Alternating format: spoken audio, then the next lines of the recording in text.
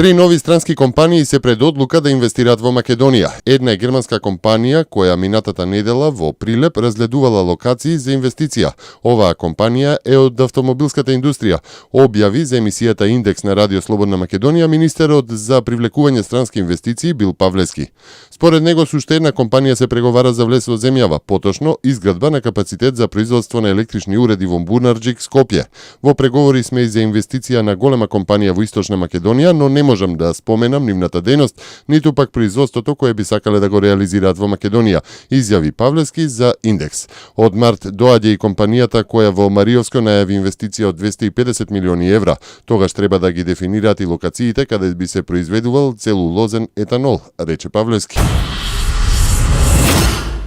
Студентскиот пленум ќе ја прекине автономната зона на факултетите во земјата откако вчера беше постигнат договор за нов закон за високо образование.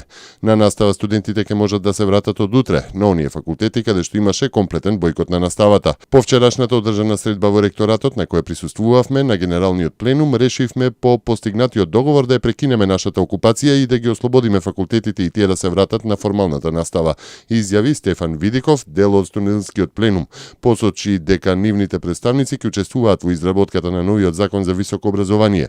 Финалната верзија на предлог законот за високо образование според представниците на студентскиот пленум треба да биде готов за 6 до 8 месеци. Нови 30 дена притвор доби екс-разузнавачот Зоран Верушевски. Судија му предели притвор за делата шпиунажа и насилство спрема највисоките државни органи. Верушевски беше приведен кон крајот на минатиот месец под сомнение за нелегално поседување на оружје.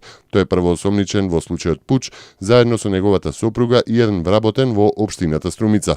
Четврто осомничен е лидерот на СДСМ Зоран Заев. Во истата акција беа уапсени уште две лица функционери во Министерството за внатрешни работи. Сања Минкова и Орхен Рамадани се новите ВД директори на Фондот за здравствено осигурување.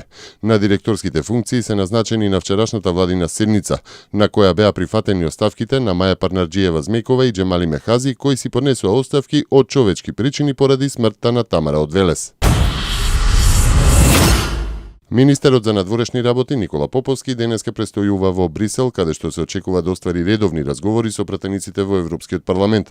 Како што соопштува Министерството за надворешни работи, Поповски ќе се сретне со европратениците Елмар Брок, Иво Вајгл, Тања Фајон, Моника Маковеј, Едуард Кукант и Жозеф Дол. Списокот на реформи што грчката влада вчера им го достави на министрите за финансии на еврозоната не нуди јасни гаранции дека Грција ќе продолжи со реформите, смета Меѓународниот монетарен фонд. Во писмото упатено до Еврогрупата, генералниот директор на ММФ Кристин Лагард наведува дека напорите што ги вложува Грција не се доволни за продолжување на програмата за финансирање. Таа смета дека иако листата на ветени реформи е доволно целосна за почетна основа за успешно завршување на програмата, таа сепак не е доволно специфична, односно дека во некои сфери кои можеби се и најзначајни, писмото не нуди доволно јасни гаранции дека Атина ќе ги спроведе реформите предвидени со меморандумот за економски и финансиски политики.